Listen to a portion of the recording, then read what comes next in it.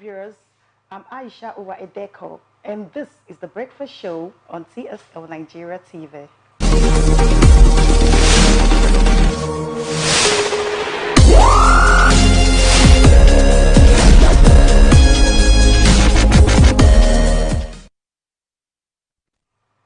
Welcome.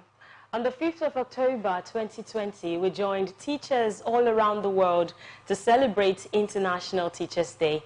An international day aimed at appreciating, assessing, and improving educators of the world. The day also aims at providing the opportunity to consider issues related to teachers and teaching. Today on The Breakfast Show, we will be discussing being a teacher in today's Nigeria. We are joined by Mrs. Margaret Osazua, the Vice Principal, Student Affairs, Anglican Girls Grammar School, Benin City. Good morning, Ma. You're welcome. Good morning. How are you doing today? I'm fine, thank you. Okay, so on the 5th of October, we celebrated Teachers' Day. What was the celebration like for you? It was great. It was wonderful. It's a day that all teachers look forward to. A day we are honored, celebrated by the students and the world general. Okay. So it's a day, like I said, all teachers look onto. A day we reflect on our profession. A day we reflect on our methodology of teaching. Okay. So it was well marked and it was well celebrated. Fantastic, fantastic. You've done 20 years in this profession. Quite impressive. So how would you rate it generally, being a teacher in Nigeria? Well, teaching is a calling. If you are a teacher, you are called. Rating it in Nigeria, I would say that the government is trying to encourage the teachers to put in our best in the profession. But I will also say that the government has more to do to encourage teachers so that every one of us will be happy to be in the profession. That's great. Okay. So speaking of, the government having more to do, now our president has announced that, there'll be free tuition for all biological children of teachers, as well as the teachers' housing scheme. What do you have to say about this new development by the president? Well, it's a welcome development, and I'm happy to know that the president is interested in the affair of teachers. It's not just to say it. I will say that they should implement it. But that will actually, enhance teaching and learning in our schools. So, just like you said, teachers, children will have Free tuition. free teaching. Well, fine. I just hope it should be implemented. And so that teachers in Nigeria will be well appreciated, including our own children. So it is a welcome development, and I'm happy that the president of Nigeria is gradually coming out to appreciate the teachers. Fantastic. Thank you. A while back, we had an inter-school debate hosted by Teachers in Nigeria, and Anglican government girls, they were here, and they did fantastic. Yeah. And I was really excited to see schools owned and operated by the government producing such wonderful students. But during the COVID-19, education in Nigeria waned. Learning, let me not say education, learning in Nigeria waned. Was your school able to continue teaching students during the pandemic? No. Okay. So now that your school has resumed, how are the students faring? How are they catching up? Especially because some schools continue teaching and then some schools stopped. Now that schools have resumed nationwide, how do they catch up with the schools that continue teaching? Okay, Ma, sorry, let me chip in something. It's relating to what she said. Now, I heard all the students have been promoted to the next classes. Yes. So how do we now bridge the gap for the classes that they didn't attend the other time during the pandemic. They are going to the next class and they were supposed to be taught. There are some things they're supposed to be taught. Learn. They're supposed to learn before going to the next class. Yes. So what are you guys doing about it? How do you bridge that gap? Thank you. Like in my school, what the principal said we should do in order to meet up with some of the lessons that needed to be taught before we went on the COVID break. She said that we should continue from where we stopped. Though the students were all promoted. Okay. Yes, they were all promoted, but that does not mean that we are going to leave any topic or scheme of work untouched. So what we do is that we're going to continue from where we stop. If, for example, if we stop maybe second term, maybe the top topics in second term, so we are going to continue from there and start teaching the students. And again, we are also putting more effort to go the extra mile, giving them extra time, so that we will be able to meet up with the, because I was about asking with the scheme of work for the session. So don't you think that's going to be a lot of workload on the students? Yes, going to be a workload, but they have to learn. They have to learn. It's going to be a workload on the students, even the teachers. On the teachers as well? Yes, but because we are left with no option. Yes, because of the situation on ground, they just have to make themselves available to learn, so that we're able to cover up what we have lost. Because in the past. Certainly they are going to write the external exam, which is the WAEC and the NECO, and you know it is West Africa. Yes. So those states will not be left behind. So we are going to, by the grace of God, create time to teach our students and to ensure that the scheme of work is completed. Okay.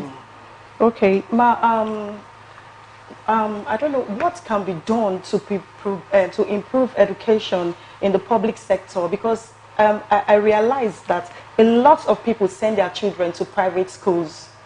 Yes. Yeah. Well, there are a lot to be done. Okay. Me that is talking to you now, I attended public school. Okay. Even me, ma. Yes.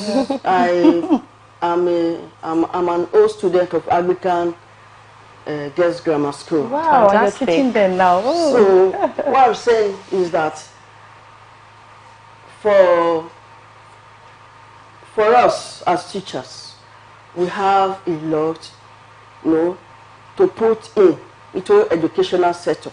Okay. So, like I said, we are doing our best, and we continue to do our best. To improve the teaching and learning you just asked. Yes. In Public schools. Yes. Like I said, our governor, let me use this opportunity to commend our governor, Mr. Godwin Obaseki. He's trying his best to ensure that the schools are well organized by way of paying teachers regularly. Okay. And if you look at our school, most of facilities, when I talk about facilities, maybe the furnitures and all that, they are in place. So they have good environment for learning. Yes, provided by our government. But there's still more to that. Yes, like the e-training of teachers, which the governor has started.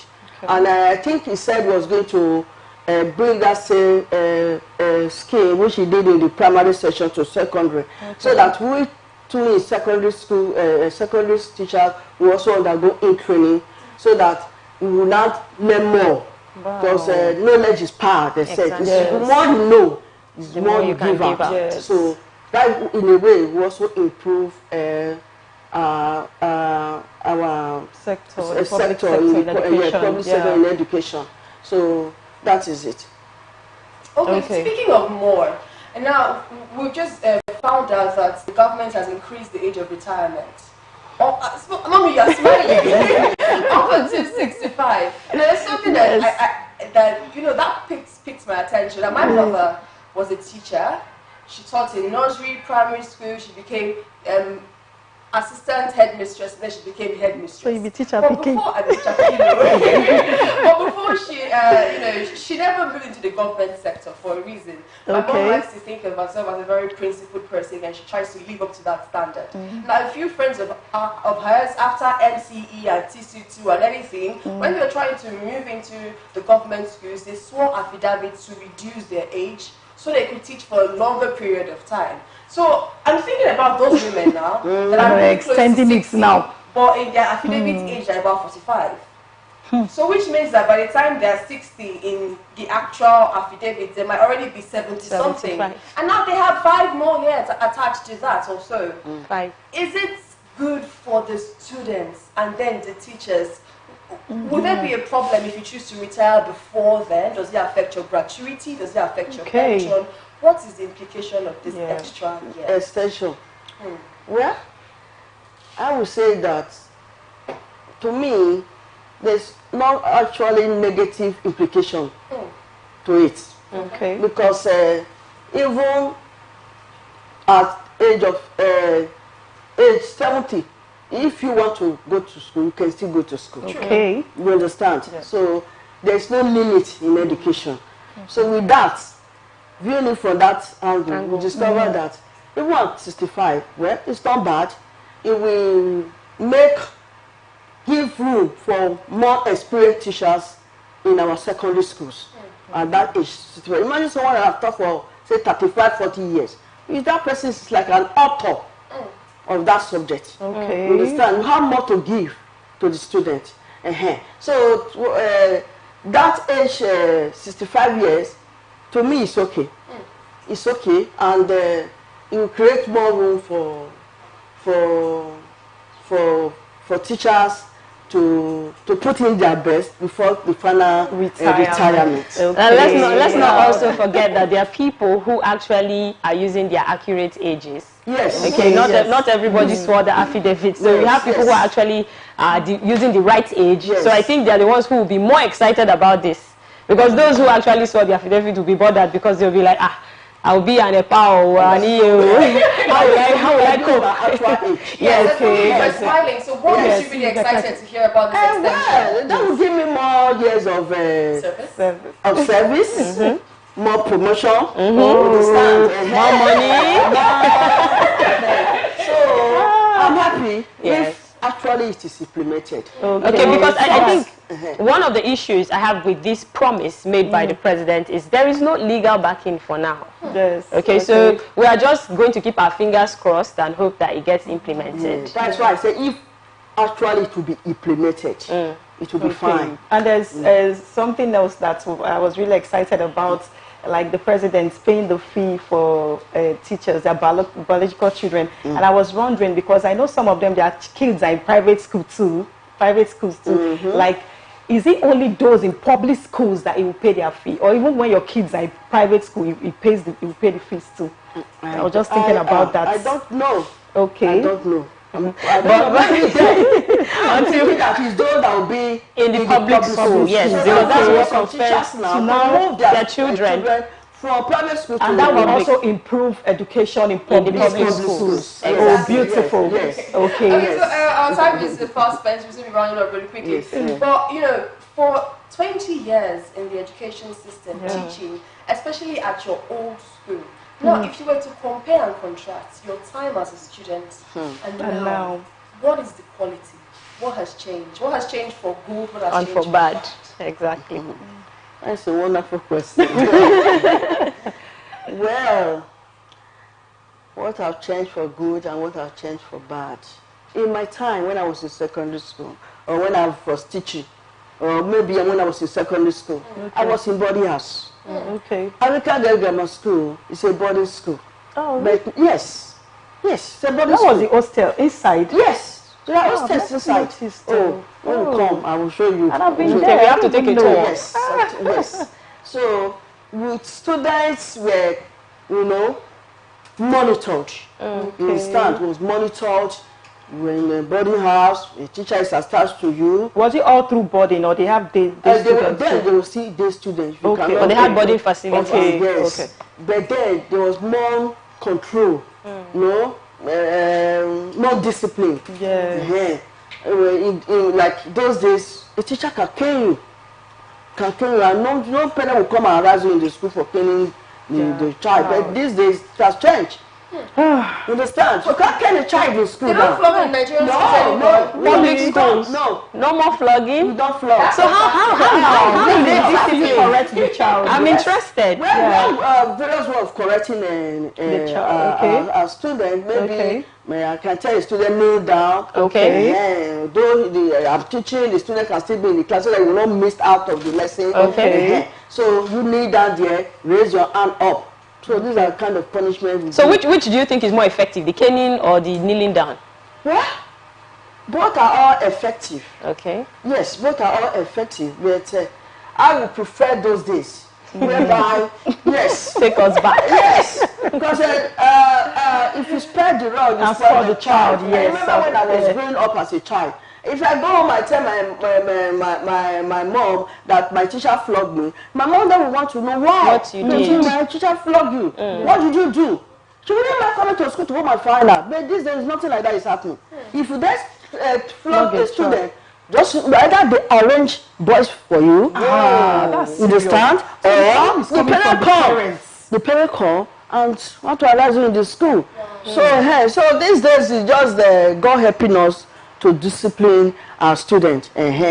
So though I would prefer the old but then they are also we are coping by the grace of God. God is helping us to cope with this new dispensation on the front.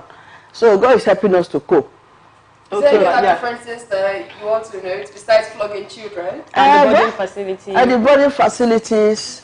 Another thing now is that the positive side today is that the internet. The internet, those days there was nothing like that.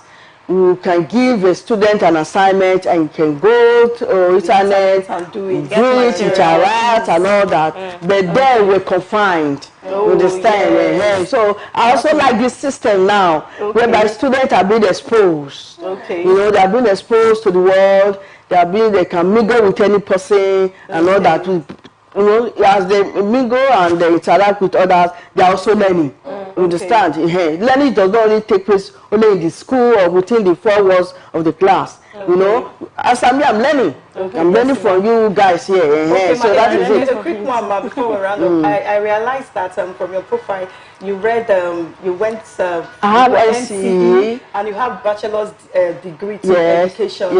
And like you had already had it planned up to be a teacher. Of course, and I was wondering why did you go into that profession of teaching? Like I think I said, teaching is a calling. It's a calling. I like teaching. I want to impart even people. With the fact that they say the teacher's reward is in heaven. Well, it's in heaven now. It's even, we are being rewarded on earth now. Yes, there's no teacher in Edo State now that will tell you they are hungry. Oh, beautiful. No. There's no teacher in Edo State presently that will tell you I'm hungry or let me measure, let me, like they usually say, let me take up and measure Gary. You know, those they do say that teacher go and take a knife and to measure yam. No, it's not like that again. So teachers, we are okay by the grace of God. We don't borrow to eat. So that is that. Fantastic. Thank you so much, Mrs. Margaret Azazuwa, for joining us on TSL Breakfast Show today. That was quite insightful, talking about being a teacher in today's Nigeria. That's all we have for you on the show today. Remember to follow us on all the social media platforms at TSL Nigeria TV. Do not forget to subscribe to our YouTube channel at TSL Nigeria TV. We will see you another time. Have a splendid day. Bye. Stay connected to TSL Nigeria and get updates on the go all day, every day. Subscribe to our YouTube channel on TSL Nigeria Space TV and join our online family.